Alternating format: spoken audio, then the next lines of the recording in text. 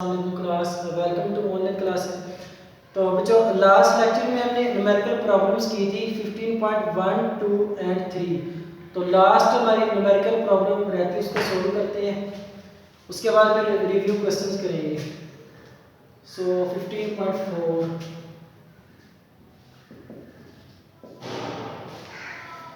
इसकी स्टेटमेंट पढ़ते हैं। वो कहता है कि a transformer designed to convert the voltage from 240 volt AC main to 12 volt has 4000 turns on the primary coil.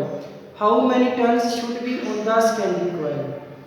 If the transformer were 100% efficient, what current would flow through the primary coil when the current in the secondary coil was 0.4 ampere? तो इसका given data लिखते हैं सबसे पहले।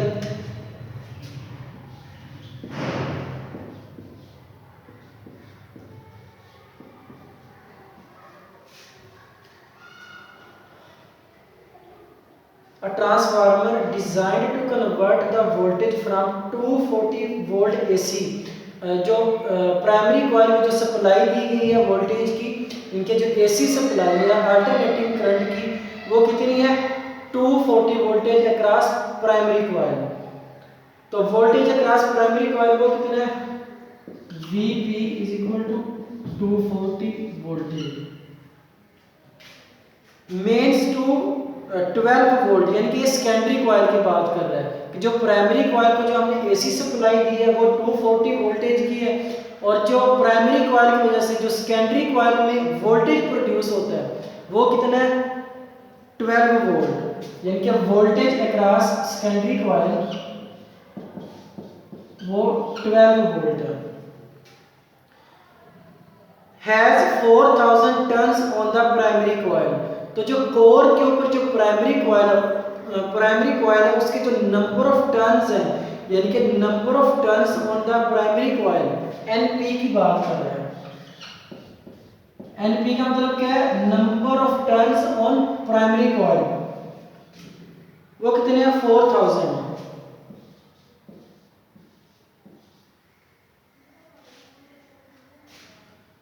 उसके बाद वो कहता है कि how many turns should be on the secondary coil.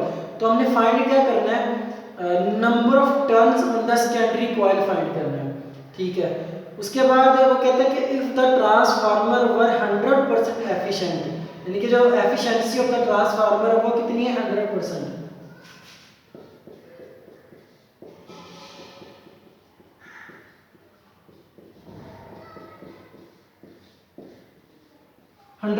Efficiency है ट्रांसफार्मर की। What current would flow through the primary coil, यानी कि हमने करंट फाइंड करना है प्राइमरी कॉइल में से when the current in the secondary coil was 0.4 ampere. तो उसने करंट हमें सेकेंडरी कॉइल का करंट हमें दे दिया है और हमने फाइंड करना है प्राइमरी कॉइल का करंट फाइंड करना है। तो सेकेंडरी कॉइल का करंट यानी कि IS वो कितना है current across secondary coil 0.4 ampere, 0.4 ampere. Find क्या करना है सबसे पहले उसने कहा था कि number of turns on secondary coil, यानी कि NS फाइंड करना है number of turns on secondary coil. उसके बाद हमने current in secondary coil current in primary coil इनके IP फाइंड करना है current across primary coil. Solution start करते हैं।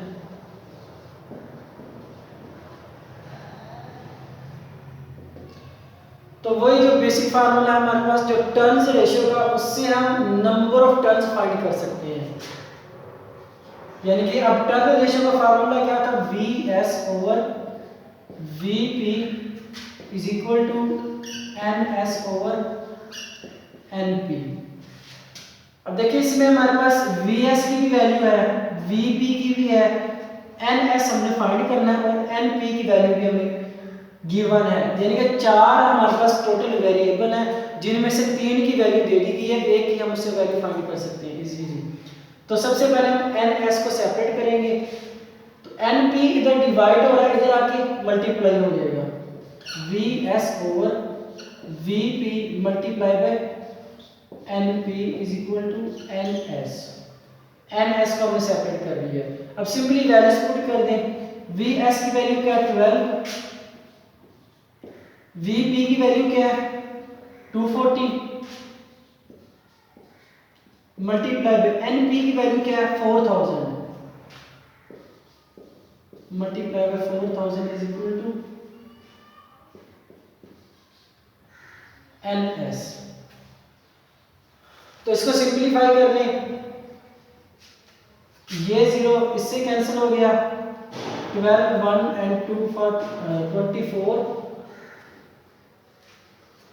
2 2 और ये 2 0, तो 200 नंबर ऑफ टर्न्स होंगे इन सेकेंडरी कॉइल। हाँ जी 200 ये क्या है number of turns in secondary coil.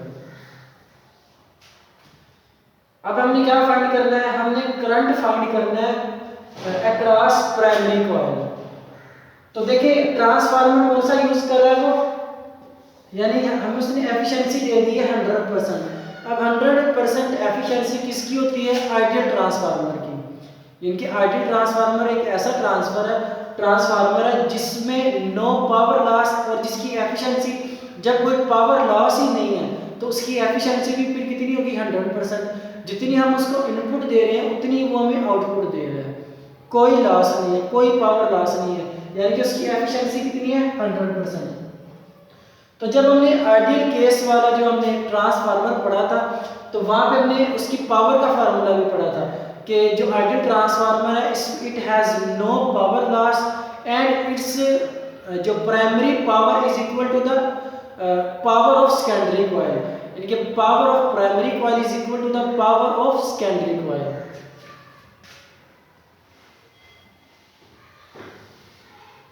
In case of ideal transformer हमें पता है कि पावर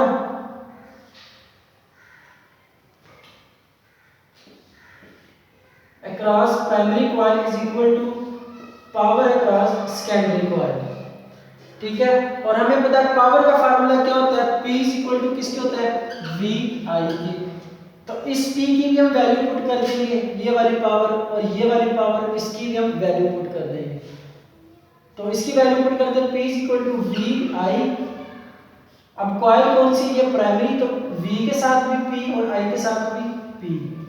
अब ये सेकेंडरी कॉइल है और पावर है, पावर का फार्मूला लिखेंगे P is equal to V I. और ये कॉइल कौन सी है, सेकेंडरी कॉइल है, तो V के साथ भी S लिखेंगे और I के साथ भी S लिखेंगे। अब हमने फाइंड क्या करना है, हमने IP फाइंड करना है। तो यहां से हम IP को सेपरेट करेंगे, तो VP इधर मल्टीप्लाई और इधर आके डिवाइड हो जाएगा। IP की वैल्यू क्या होगी VS into IS over VP, ठीक है। सिंपली VP इधर मल्टीप्लाई हो रहा था, इधर आके क्या हो गया डिवाइड, और IP की हमें वैल्यू फाइंड करनी थी तो इसलिए हमने इसको सेपरेट कर दिया। अब सिंपली इनकी वैल्यूज पुट कर दें। VS की वैल्यू क्या है 12, IS की वैल्यू क्या है 0.4 डिवाइडेड बाय VP की वैल्यू क्या है 240।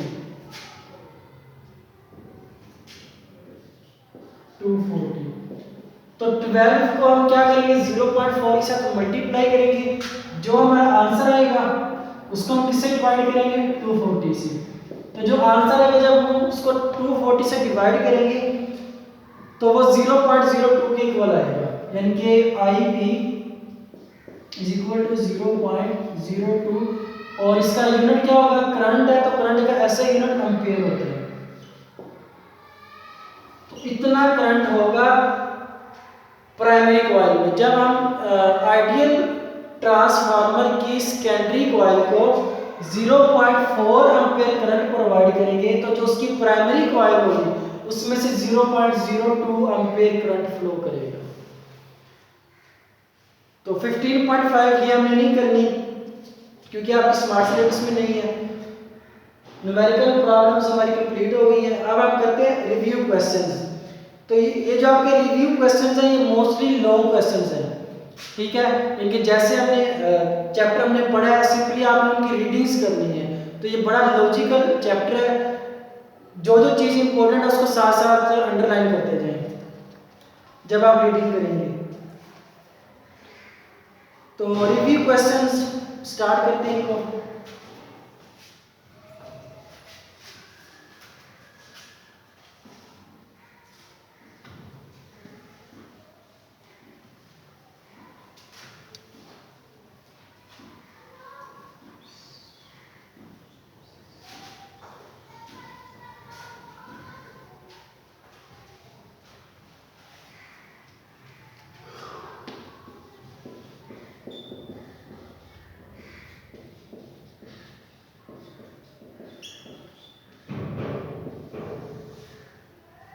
सबसे पहले 15.1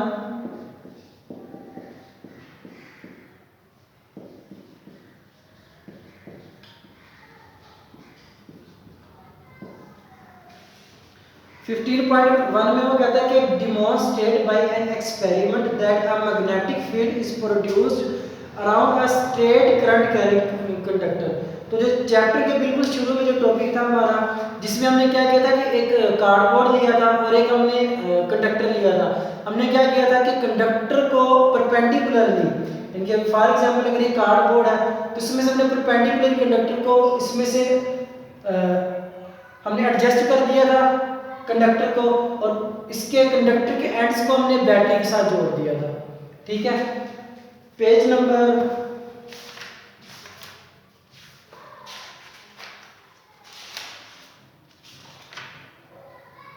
हाँ जी, page number 119।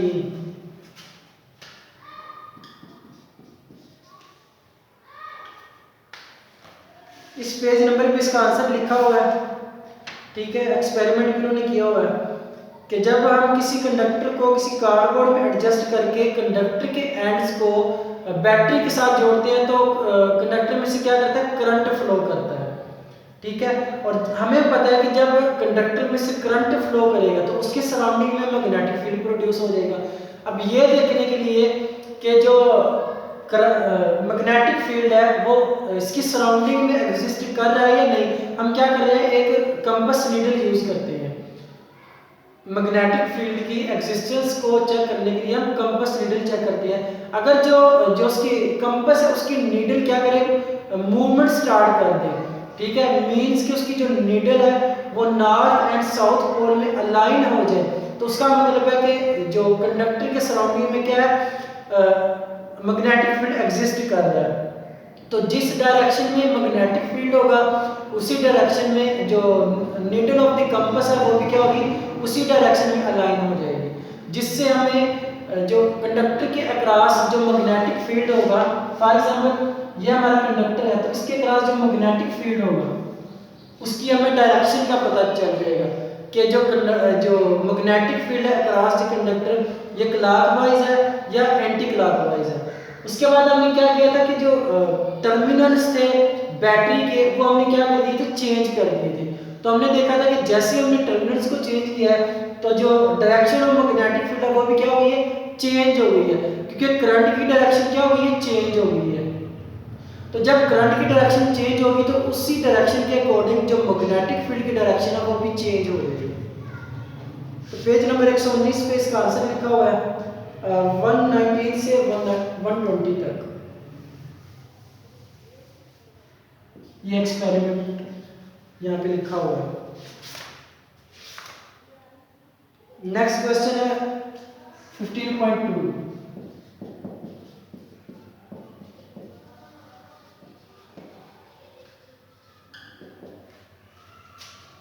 State and explain the rule by which the direction of the lines of the force of magnetic field around a current carrying conductor can be determined।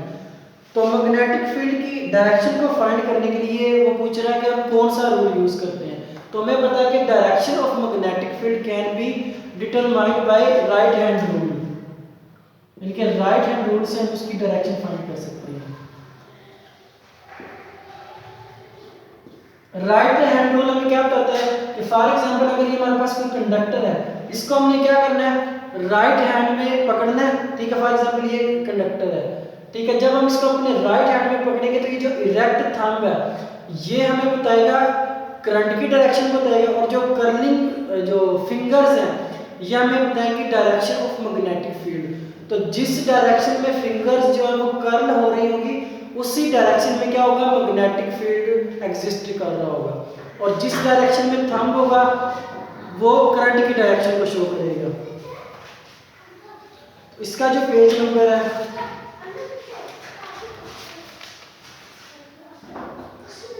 120, page number 120 पे 15.2 का answer लिखा हुआ है। Page number 120 right hand rule, जो heading दी हुई है ना कि डायरेक्शन ऑफ मैग्नेटिक फील्ड, तो जो ब्लू बॉक्स लिखा हुआ है कि grasp a wire with your right hand such that your thumb is pointed in the direction of current, then curling fingers of your hand will point in the direction of the magnetic field। हमने simply क्या करना है कि जो हमारा thumb है इसको हमने पॉइंट करना है in the direction of current. जब हम अपने थंब को करंट की डायरेक्शन में पॉइंट करेंगे तो जो हमारी कर्लिंग फिंगर्स होंगी that will be in the direction of magnetic field. तो कर्लिंग फिंगर्स हमें मैग्नेटिक फील्ड की डायरेक्शन बताएंगे। उसके बाद 15.3 you are given an unmarked magnetized steel bar and bar magnet, its north and south ends are marked north and south respectively. State how you would determine the polarity at each end of the unmarked bar। तो हमने क्या ये जो हमने solenoid वाला topic पढ़ा था,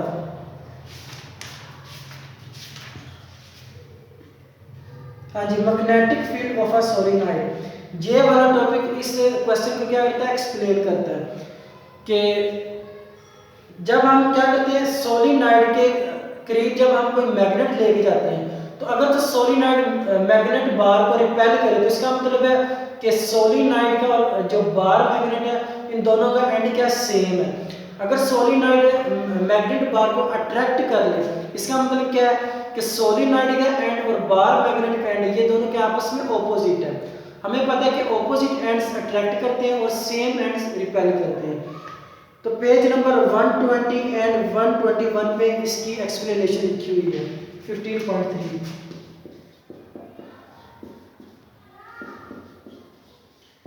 page number 120 and 121 पे 15.3 की एक्सप्लेनेशन लिखी है और टॉपिक का नाम है magnetic field of a solenoid. तो इसको पढ़ लीजिएगा, इसी में इसके आंसर है और नेक्स्ट क्वेश्चन इंशाल्लाह नेक्स्ट लेक्चर में करेंगे। अल्लाह हाफिज़।